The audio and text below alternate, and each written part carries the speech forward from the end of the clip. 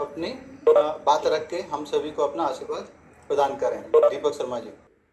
कार्यक्रम में उपस्थित माननीय कश्मीरी लाल जी, अश्विनी जी, कमलजीत जी, महाराज कृष्ण भट्ट जी, खेमचंद जी, विकास चौधरी जी, सत्यवान जी और सभी उपस्थित कार्यकर्ता 17,08,12,850 लोग विश्व में 2 जून तक कोरोना से संक्रमित हुए। 35,57,586 लोग, मैं लोग नहीं कहूंगा, 35,57,586 परिवार उजड़ गए। इतने लोगों की मृत्यु हो गई। इसके नजरिए से स्वदेशी जागरण मंच ने एक अभियान लिया है, कोरोना वैक्सीन पेटेंट मुक्त हो। ये एक पक्ष है, ये तात्कालिक अभियान है। WTO की बैठक हो, अब ट्रिप्स काउंसिल की बैठक है 9 जून को, कोई ना कोई समाचार निकलेगा। लेकिन मैं आपके सामने इसका एक बड़ा कैनवस, व्यापक पक्ष वो मैं आपके ध्यान में डालना चाहता हूँ। इस बहाने विश्व में एक चर्चा शुरू हुई, ये पेटेंट क्या है। मैं आपके सामने 2 पुस्तक दिखाता हूँ। एक पुस्तक है ये, मैक्सिलोफेशियल सर्जरी, इसकी कीमत है 36,000 रुपए। दूसरी पुस्तक है भगवत गीता। इसको लोग अपने मित्रों को या किसी परिवार में कुछ होता है तो निःशुल्क बांटते हैं। तो 2 मूल अंतर की ओर मैं आपका ध्यान खींचना चाहूंगा। नॉलेज डेमोक्रेसी, जो कि हमारी व्यवस्था में हमेशा कहा गया है कि ज्ञान का लोकतंत्र रहे। मेडिकल डेमोक्रेसी रहे, इंटेलेक्चुअल डेमोक्रेसी रहे, ट्रेड डेमोक्रेसी रहे, इंडस्ट्री डेमोक्रेसी रहे। वर्तमान जो विकास का मॉडल है वो पूरी दुनिया को इलेक्टोरल डेमोक्रेसी तक सीमित कर रहा है। तो ये विकास का जो नया मॉडल है, ये पिछले 100 सालों से पेटेंट की पद्धतियां शुरू हुई हैं। पहले हमारे यहाँ पेटेंट नहीं होता था, चाहे वो चिकित्सा की पुस्तकें हों, चिकित्सा की विधियां हों, राग हो, सुर हो। आज कोई छोटा गाना बना लेता है तो कहता पायरेसी मत करो। कोई व्यक्ति रामायण की कथा वाचन कर देता है तो मेरी सीडी की पायरेसी मत करो। ये किसी ने सोचा ही नहीं कि रामायण का तो पेटेंट ही नहीं हुआ। तो कहने का मतलब हमारे जो विकास मॉडल है उसमें ज्ञान का पेटेंट नहीं था, और तब हमने 30% से अधिक ग्लोबल जीडीपी में शेयर किया था। हमारा ये मानना है, इसके तकनीकी पक्ष आगे के वक्ता बताएंगे, मैं मानवीय पक्ष बता रहा हूं, थोड़ी सी बैकग्राउंड और आगे का रास्ता। कोई भी खोज मौलिक होती ही नहीं। वो परंपरा जो हमारी होती है, ज्ञान परंपरा, जो हमारे यहाँ गुरुओं से मिलती है, जो हमें चारों तरफ के परिवेश से मिलती है, जिस घर में हम रहते हैं माता पिता से मिलती है, जिस शोध संस्थान में काम करते हैं उसकी सरकारी फंडिंग से मिलती है। तो ज्ञान परंपरा में हम अपना क्रमिक विकास करके कुछ योगदान करते हैं। नया विकास का मॉडल उसको उस व्यक्ति की अकेले खोज मान लेता है, ये सिद्धांततः गलत है। वो ज्ञान परंपरा का क्रमिक विकास में अपना गिलहरी योगदान है। अगर आपने साइंस के फार्मूले ही नहीं पढ़े स्कूल में तो कैसे खोज कर देंगे। तो जो बेसिक कंसेप्ट है पेटेंट की वो गलत है, हम उसको चुनौती देते हैं। हमारे यहाँ कोई खोज करता था, पश्चिम कहता है अगर हम पैसा नहीं देंगे तो कोई खोज क्यों करेगा। हमारे यहाँ बड़ी बड़ी खोज हुई है, शून्य हमने खोजा। सुश्रुत संहिता है हमारी। हमारा ये माना जाता है कि जो नई शोध करता है उसको तुष्ट करने के, धन के साथ साथ या धन के अलावा अनेक प्रकार के तरीके होते हैं उसको अपने जीवन की सार्थकता की अनुभूति, उसको सम्मान, उसको दीर्घजीवी यश, एक निश्चित मात्रा में आर्थिक सामाजिक सुरक्षा। तो जो खोज का ये जो पैराडाइम शिफ्ट हुआ है 100 सालों में, तो इसको हम चुनौती देते हैं। पश्चिम ने जो अपनी पेटेंट व्यवस्था शुरू करी उसका मैं आंकड़ों से आपको बताता हूं। 100 साल से शुरू हुआ है। 1970 में हमने भी पेटेंट कानून बनाया। 1991 में जब ये वैश्वीकरण का नया दानव खड़ा हुआ तो इसकी लालसा बढ़ी और उसने ट्रिप्स ने इसको घेर लिया।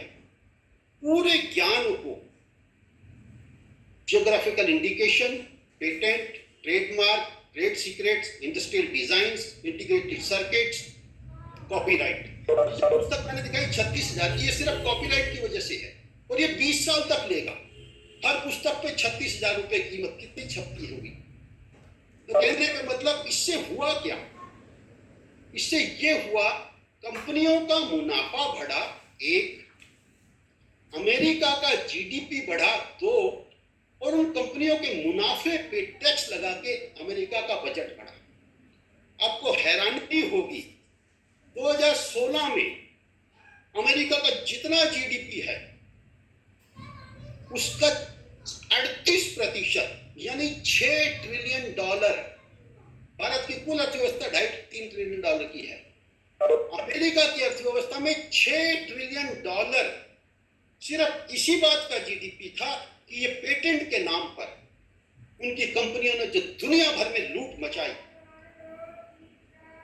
नॉलेज डेमोक्रेसी को खत्म करके, मेडिकल डेमोक्रेसी को खत्म करके, उस लूट से एक ये कह सकते हैं आप कंपनी, सरकार और उस देश की अर्थव्यवस्था, ये एक त्रिकोण बना और उसमें ये सारा WTO में ट्रिप्स का ये बड़ा जाल रचा गया।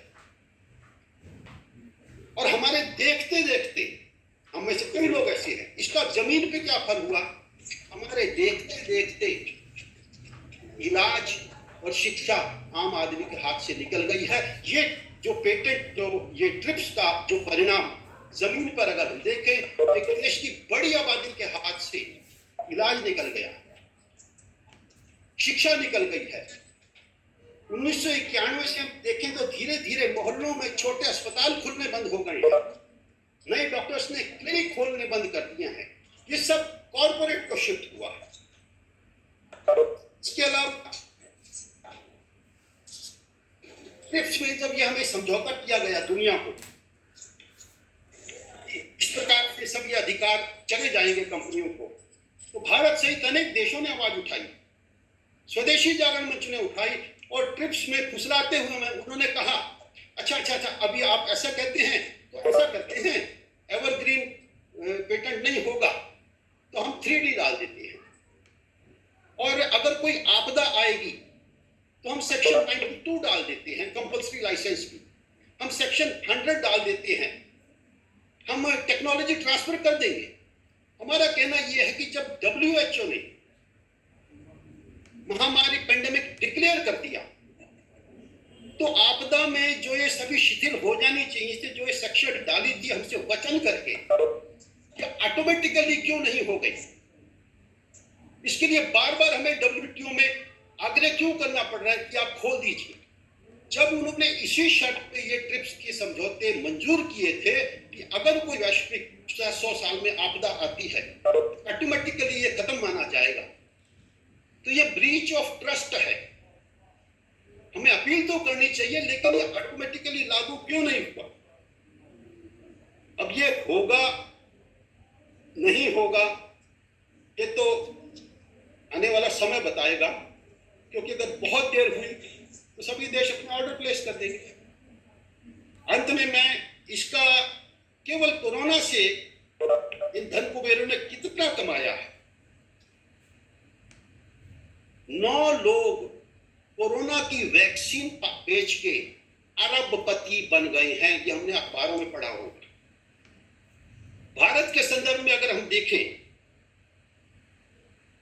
तो सीरम इंस्टीट्यूट जब वो 150 रुपए की वैक्सीन बेच रहा था तो उसका मुनाफे का प्रतिशत था 41.3, मतलब 100 रुपए का वो माल बेच रहा था तो 41 रुपए 30 पैसे कमा रहा था 100 रुपए के ऊपर। उसने अपनी वैक्सीन बेचकर पिछले वर्ष उसकी संपत्ति 52,000 करोड़ से बढ़कर 56,000 करोड़ से बढ़कर 92,000 करोड़ हो गई।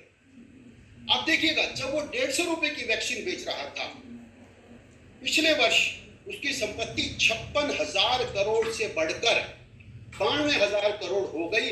अब वो वैक्सीन 1200 बेच रहा है, अस्पताल में 1800 में लग रही है। एक परिवार का औसत खर्च लगा ले हम तो 10,000 रुपए 9,000 रुपए एक परिवार कैसे देगा, जहां 80 करोड़ लोगों को जिंदा रखने के लिए राशन देना पड़ता। तो ये लड़ाई बड़ी है दोस्तों, ये केवल हमें यहीं तक सीमित नहीं रखनी। ये एक जागरूकता है कि नॉलेज डेमोक्रेसी रहेगी या नहीं। क्या हम सिर्फ इलेक्टोरल डेमोक्रेसी तक सिमट के रह जाएंगे? मोटे तौर से अपने सीमित समय में जो खेमचंद जी का आग्रह था, मैंने काफी कट शॉर्ट करते हुए अपनी बात एक व्यापक परिप्रेक्ष्य में रखने का आपको प्रयास किया है।